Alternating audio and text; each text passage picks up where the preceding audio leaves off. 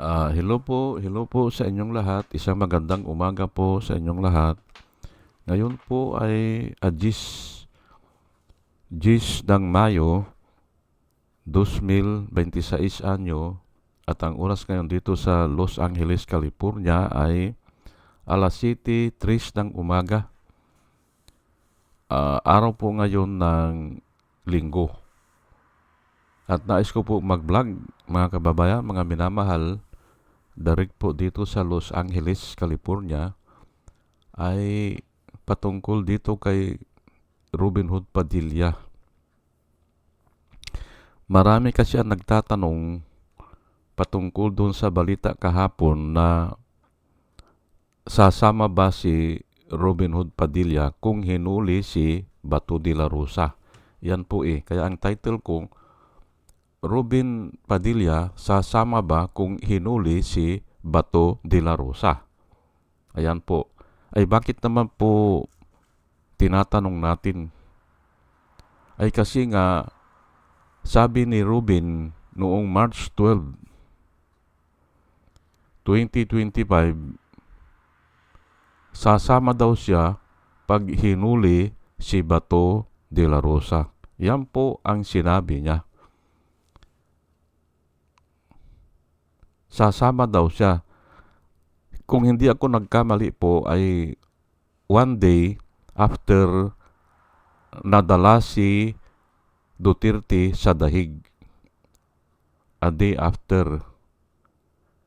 Nagdeklara ito si Robin Hood Padilla na kung huhulihin si Bato de la Rosa ay sasama daw siya. Ngayon ay aywan ko bakit niya sinabi yun. Ay ako po ay nagtataka kasi hindi naman siya tinatanong hindi siya tinatanong o wala naman sa topic yun. At remember, ang alam ko nahuli ito si March 10 o March 11 ata si Duterte dinala sa dahig manggaling sa Hong Kong ay pagbaba niya diyan sa airport ay doon na siya inakostom, hindi ba? Hinuli na siya. Pero bakit si Robin Hood Padilla, bakit magsasalita siya kung huhulihin daw si Bato de la Rosa ay sasama daw siya? Ayan po ang tatalakayin natin. Idle word po yan Idle word. At yan ang nilalakad ko po dito ang tao kasi na hindi bumabasa ng Biblia, kahit anong pwede nilang sabihin Hindi ba? Kahit alam nilang mali, kahit na alam nilang nanluluko lang sila, sasabihin nila. Parang ganun sa sinabi naman ni Harry Roque nung birthday ni Dilima. Nakakulong si Dilima, ang sabi ni Harry Roque, aywan ko lang kung binayaran siya o talagang trip lang niya o aywan lang natin kung nagpapalakas siya kay Duterte. Nagpapasiklab si Harry Roque kay Duterte. Kaya ang sinabi niya, ang wish ko kay Dilima ay mabulok na sa bilangguan. Idle word po yan. Hindi naman siya tinatanong. Hindi ba? Bakit sasabihin niya? At lahat po ng idle word ay pagbabayaran po yan.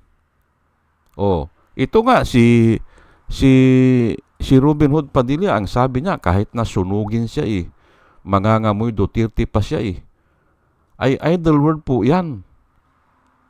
Kasi hindi naman mangyayari At ano ba ang amoy ng mga Duterte? Hindi naman natin alam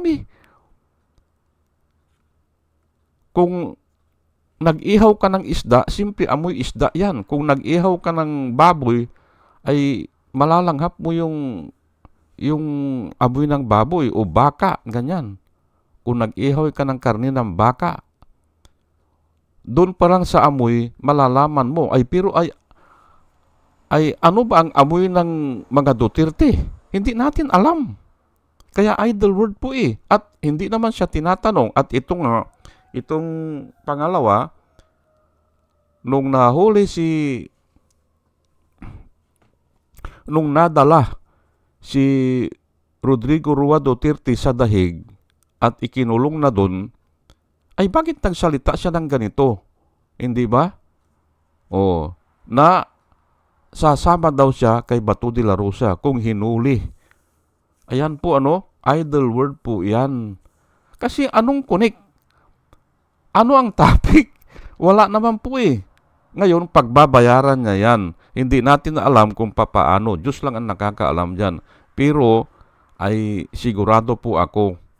At ayan na nga ayan na nga si Harry Roque, hindi ba? Idle word po yan. Pati yung kay Duterte, yung sinabi niya na, who is this stupid God? Hindi ba? Who is this stupid God, sabi niya. Ay idle word po yan. Kaya nga ngayon ay nakikita natin yung mga dati nilang kasamahan, katulad ni Madriaga, hindi ba, ay isinusuplong sila.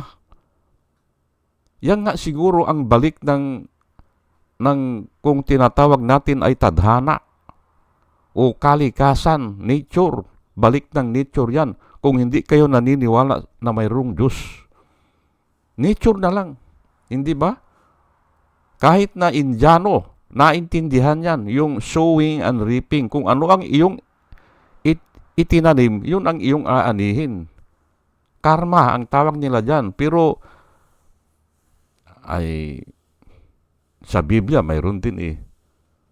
For whatever a man sow, kung ano ang iyong inihasik, you will reap. Nasa Biblia po eh. Kaya halos pare-parehas lang eh. Hindi ba? Indiano, karma, hindi ba? Karma po, kasi marami akong mga kasama na mga Indiano po sa Saudi eh. Sa trabaho, ay yung karma pala, salita nila. Salitang Indiano, yung karma.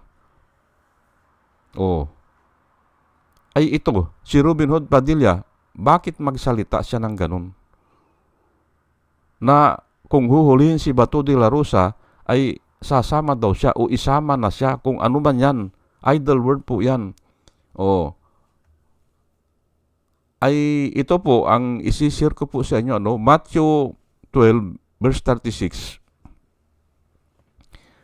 Si Jesus Christ po ang nagsalita nito.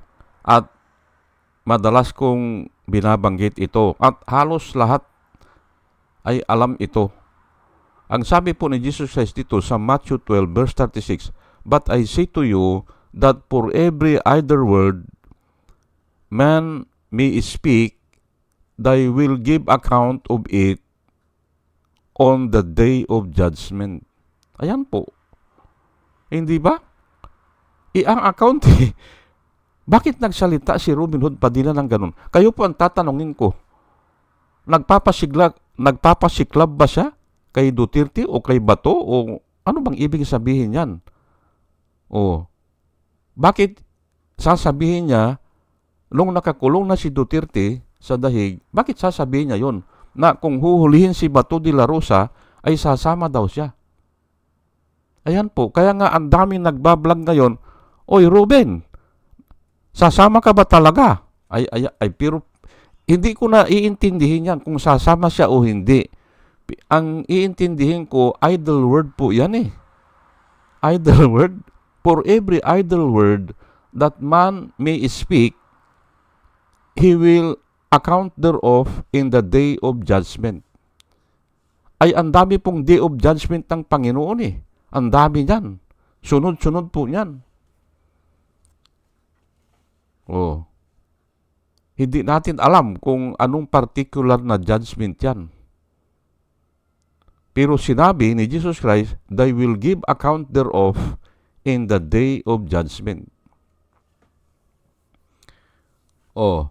Ay nakikita natin sa ating mga mata ngayon. Masyurti tayo at nakikita natin sa ating mga mata. Hindi na yung ini-imagine natin, hindi na yung nakikibalita tayo sa nakaraang pangyayari o inaabangan pa natin. Nakikita natin ngayon kay Harry Roque. Idle word po yung sinabi niya eh. Ang birthday wish ko kay Dilima ay mabulok na siya sa bilangguan. Ay idle word po yan. Una-una, attorney siya eh. Alam niya yan, nagawa-gawa lang yung kaso. Hindi ba? Alam niya yan. Na hindi titindig ang mga testigos. Hindi eh. Ako nga, ang sinusulat ko po doon sa Philippine Daily Inquirer, doon sa comment section, hindi tatagal ka ko yung mga testimony niya na ganyan. Ay nakita ko nga, nagtitestify yung mga yung mga convicts nabubulol, nauutal, halos ayaw magsalita. Ang description po ng Biblia dyan, the word cannot pass through their throat. Hindi makadaan sa lalamunan eh. Sa ilong dumadaan. Ganun lang eh, hindi ba? Pag ganun na, ibig sabihin yan, ayaw niyang sabihin. Yung oo, hindi ba? Nakakarinig kayo ng ganyan. Hindi totoo. At yun na nga ang sinasabi ko, pag namatay ang tao, haharap sa Panginoon yan. Ngayon, kung naibilanggo nila si Dilima, halimbawa, ilan ba sila nag-testify? Halimbawa lang halimbawa, 7 sila. Kasama na si Ragos. Yung 7 na yan, pati yung mga prosecutor na yan at yung mga attorney, ay kawawa sila. Ibinilanggo nila ang tao na hindi naman totoo ang kinarga na kaso. Kawawa sila Ngayon, kung malapit na silang mamatay, o kung ano man ang mangyari yan, ay sabi ko magre-recant yan. Ilan na lang yung pabor na nakukuha nila kay Duterte kako. Ilan na lang yan. Kung nakakakuha man sila ng pabor, baka pira, binayaran sila ng pira, o nakaka-roam around sila doon sa kulungan. Ay pero hindi sapat yun eh. On the day of judgment, pagdating doon sa judgment ng Panginoon, kaya kako magre-recant yan. At iyon na nga ang nangyari. Magre-recant talaga eh. 2 years, 3 years, mag-iisip na yan eh. Ay tika muna, ay baka mamatay ito sa bilangguan eh. Hindi ba? Mag-iisip yan eh. Ay ito rin si Robin Hood Padilla, nagsalita na naman ng ganun, hindi ba? Na sasama daw siya kay Bato de la Rosa sa bilangguan. Aywan ko lang bakit sinasabi yan?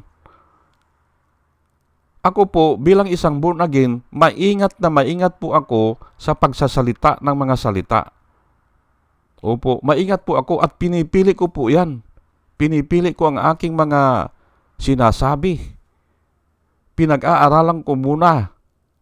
Katulad ito, nagsasalita ako dito na for every idle word man may speak, he will give account thereof in the day of judgment. Ayun po nakasulat eh. Ay sige, ay kung ayaw pang maniwala ng mga tao diyan, ay obserbahan natin. Obserbahan natin ano ang mangyayari doon sa mga tao na nagsalita ng idle word. Ano ang mangyayari? Maswerte tayo kung makikita pa natin, ay baka naman ay yung iba sa atin ay baka hindi na mga abutan, hindi ba? Pero at least nakita natin kay Harry Roque, hindi ba? Champion of yan eh. Human rights yan dati. Bilib na bilib ako dyan eh.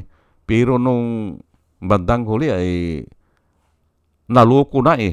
Hindi ba? Ayan nga. Dahil napasama eh. Napasama sa mga lokong na tao. Hindi ba? At nasa Biblia naman yan eh. Bad company corrupts good habit. Totoo ba yan o hindi? Ay ayan nga si Harry Roque. Champion of yan. Human rights. Anong nangyari? Ay ayan na, hindi ba? Ayan na. Ngayon ay itong second verse James 3 chapter 3 verse 5 at saka 6.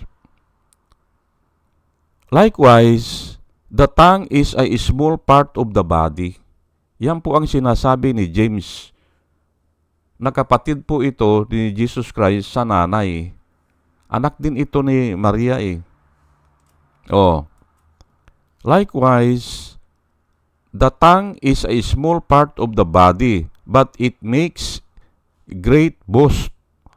Consider what a great forest is set on fire by a small spark. The tongue also is a fire, a word of evil among the parts of the body. It corrupts the whole body. It corrupts the whole body. Ayan po hindi ba?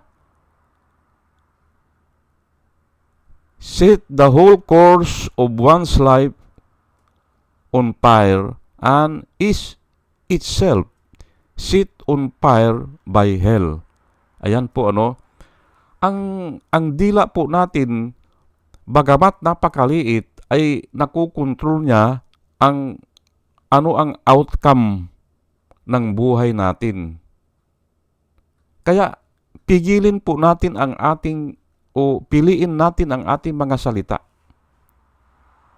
Noong sinabi ni Rodrigo Roa Duterte, "Who is this stupid God?" ay kinilabutan po ako doon eh. Although naririnig ko na yan, bilang isang born again, alam ko na yan may mga ganyang style, nagmamagaling, katulad ni Kibuloy. Kay Kibuloy galing yan, na bakit daw mayroong ahas, bakit hinayaan ng Panginoon yung gumawa ng langit at lupa, at mind nyo ang pinag-usapan dito ay creation. Bakit sasabihin nila na ibang Diyos yun? Kalukuhan, hindi ba? Ang pinag-usapan natin dito ay yung nag-create kay Eva at Adan. O ng mundo. O nag-universe. Bakit ililihis na naman? Ayan po, mga propaganda po yan eh. Hindi pwede. Ang pinag-usapan dito ay creation. Kaya nga, bagamat hindi natin kilala ang Diyos, wala tayong alam sino siya o ano ang pinanggalingan niya, hindi natin alam. Pero alam natin na siya ang gumawa ng langit at ng lupa. Ay bakit sasabihin mong stupid? Hindi ba? Hindi ba? Hindi natin kilala ang Diyos. Nakasulat po sa Biblia yan eh. Hindi natin kilala ang Diyos. At hanggang ngayon, ganun din. Pero nga, si Jesus Christ bumaba para i-represent niya yung Diyos. Para ipakita niya, ano ba yung mga sinasabi niya dati? Ito yan. Ito yan. Dinemonstrate niya na walang tao na makapag-interpret o makapag-demonstrate. Wala. Jesus Christ is the express image of invisible God. Invisible nga ang God eh. Kaya nga hindi natin kilala eh. O may naririnig tayo pero kulang pa yun. Kaya nga bumaba si Jesus Christ ito para ipakilala ano yung Diyos o sino ang Diyos na tinatawag niyang Ama o kanyang Ama. Ayan po, o kanyang pinagmulan. Ay para maintindihan natin, yung Ama kasi ay maraming ibig sabihin niya. Isang ibig sabihin niyan, pinagmulan. Hindi ba? Ayan po, hindi ba? Ngayon ay uulitin ko lang ito likewise, the tongue is a small part of the body. Napakaliit po eh. At kung ito tuloy-tuloy ko ito, may description din dito si James na parang timon ng barko, sabi niya. Yung timon, napakaliit niyan. Pero yung barko, nadadala niya kung saan niya gustong dalhin. Yung timon ng barko. Hindi ba? Naaayos niya saan papunta. Ganon din kanya ang dila ng tao.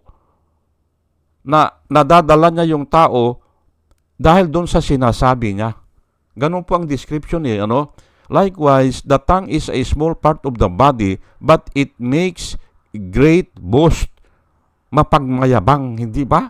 Totoo po yan. Nung sinabi ni Duterte na, "Who is this stupid God?" Nagmamayabang siya doon. Gusto niya ipakita sa lahat ng tao na siya lang ang magaling. Dahil naisipan niya yon. Hindi niya alam, ang tagal na yan, ang tagal ng issue yan. Pero hindi binamagnify na ganun. Kini-question lang yan sa Bible study. O, hanggang ngayon, may nag-question na ganyan. Pero hindi niya sasabihin na, who is this stupid God? Hindi sasabihin ng pastor yan. O, pahapyaw lang. O kaya, pabiro, o kaya ay bibigyan ka lang ng idea. O, hindi ba? O, consider what a great forest is set on fire by a small spark. Yung nakakita na kayo na nasusunog na na mountain, na bundok, hindi ba? Ang laki ng nasusunog, pero nag-umpisa lang yan sa napakaliit na spark. Sabi dito, the tongue also is a fire, a word of evil among the parts of the body. Evil nga eh. Evil eh. Ha? Corrupt communication eh, hindi ba? Oh, iyon po ang ginagawa ng mga tao. Kaya nangangalon niya. Kasi nga, nag-uumpisa yan sa evil communication eh. O, ang ganda mo ngayon ah. O, hindi ba? O, pupurihin eh. O kaya ay palalabasin na humahanga ka sa kanya eh. Hanggang sa mahulog na ang damdamin, hindi ba? Ganun po eh. Word of evil po yan. O, lahat ng krimen nag-uumpisa dyan sa communication. O, hindi ba? Communication po. Katulad yung ganyan, ay nahuli yung si Mabanta, hindi ba? O ay may mga text message siya eh. O telephone call. Communication po yan. Diyan nag-uumpisa. Kaya, ay, ano nga, ang kwansak niya, adi, kwan siya, nahuli siya, o nadimanda siya, hindi ba? O, ayan po ano, it corrupts the whole body, sets the whole course of one's life on fire. Yan po nakakatakot. Ha? Nung sinabi ni Duterte na, who is this stupid God? Ang sabi ko, ay delikado na ito kako. At yun na ang nangyari, hindi ba? At kwan po ang hinihintay ko dyan, kung yung mga dati mong kasamahan nag-testify na laban sa'yo, yan na, kamay na po ng Diyos ang gumagawa yan. Patulad noong kay Madriaga. Hindi ba? Si Madriaga ay tauhan ni Duterte, hindi ba? Inintroduce daw ni Gulis, hindi ba? O, ngayon, ay na-transfer siguro kay Sara. Aywan ko kung ka-eskwela niya si Sara ata eh. O, ay alam ba nila na ganyan ang mangyari? Hindi. Kung alam lang niya na isusuplong siya ni Madriaga, ay baka hindi niya kunin. Hindi ba? Wala siyang alam eh. Pero nga, bakit nangyari yan? Hindi natin masisi si Madriaga. Bakit? Ay, ikinulong siya eh. Yung ini-expect niya na tutulungan siya ni Sara, hindi nangyari. At ikinulong pa siya. Hindi naman natin masisi si Sara. Ano? Una, hindi natin masisi si Madriaga. O, kasi nga, ikinulong siya. O, hindi naman natin masisi si Sara. Kinampihan niya si Harry Roque. O, ay mas malaki ang kita sa pugo eh. O mas malaki ang pira na nakukuha nila siguro sa mga China. Yung mga drug lord ng China. Kaya kinampihan niya si Harry Roque. Hindi naman natin masisi si Harry Roque. Bakit? Ay simple, kayamanan po, hindi ba? Mas gusto niya ng kayamanan, hindi ba? O, idinimanda niya si Madriaga. Ayan po eh. Hindi ba? O, dahil sinisita siya dun sa mga lupain na kinamkam niya dyan sa Marabilis, Bataan. O, mga 300 hectares daw yan eh. Naku po, hindi ba? Parang isang baryo na yan. Isang baryo na yan. O isang maliit na baryo. Ayan po, hindi ba? Wala po tayong alam dyan. Pero nga, yung pagkakataon ay naandyan na eh. Hindi ba? O, yan po ang nilalakad ko po dito. At bago po ako mag-umpisa, nananalangin po ako sa Panginoon sa ating pakikinig po ay bigyan niya tayo ng wisdom na nanggagaling sa Kanya. Ayan nga, for every idle word that man may speak, he will give account thereof in the day of judgment. Ayan po kaya nga ito si Robin Padilla ay madidelikado ito, madidelikado. Okay po at mga kababayan, mga minamahal, ay isang magandang umaga po sa inyong lahat at salamat po sa inyong pakikinig. Salamat po ng marami. Salamat po.